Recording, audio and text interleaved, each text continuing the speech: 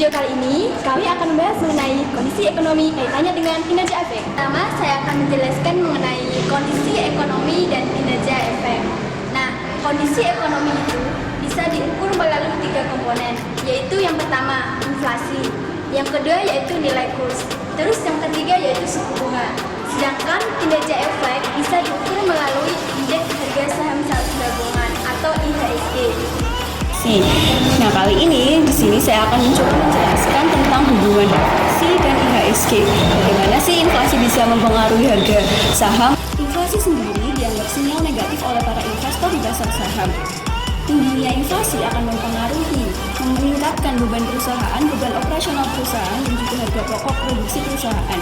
Jika beban perusahaan meningkat, maka laba yang diperoleh oleh perusahaan akan menurun. Akibatnya, dividen yang dibagikan kepada para investor akan bermasalah. Dividen akan mengalami penurunan atau bahkan tidak dibagikan sama sekali kepada investor. Pada tahun 98, pada saat itu kondisi ekonomi Indonesia sedang memburuk.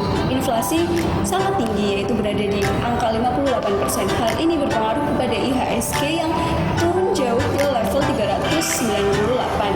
Jadi, dilihat dari contoh ini, sudah bisa dilihat bahwa inflasi memang berpengaruh terhadap IHSG. Jika inflasi dengan IHSG, kali ini saya akan menjelaskan bagaimana hubungan kurs dengan IHSG. Sehari setelah pemilu, IHSG ditutup dan kembali melanjutkan penguatannya pada 3 hari berturut-turut, yaitu pada tanggal 15, 16, dan 18 April. Kurs ditutup dengan angka 14.016, yaitu pada tanggal sebelumnya, pada tanggal 16 April, kurs ditutup dengan angka 14.066.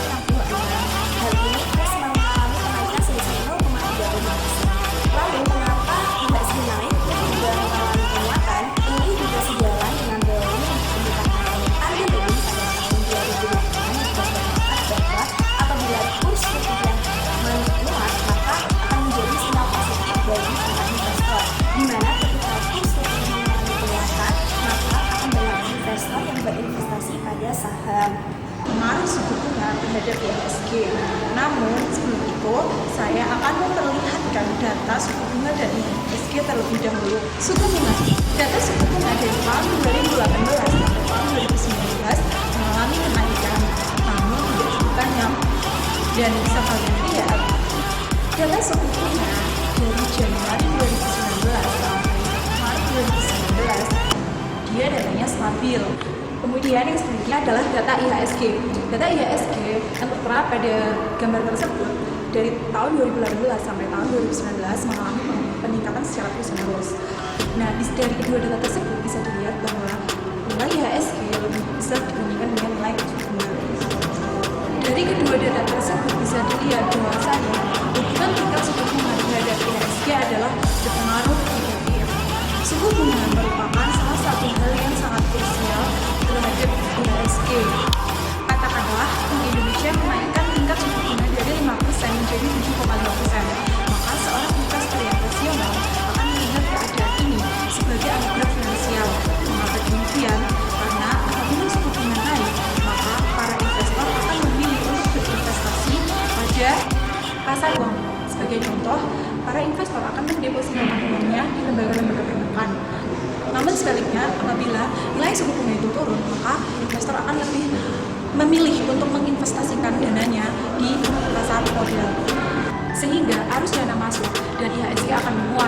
Hal ini tentunya merupakan kabar yang positif bagi laju indeks di Indonesia. Sekarang kita akan review dari penjelasan yang tadi udah dijelasin ya.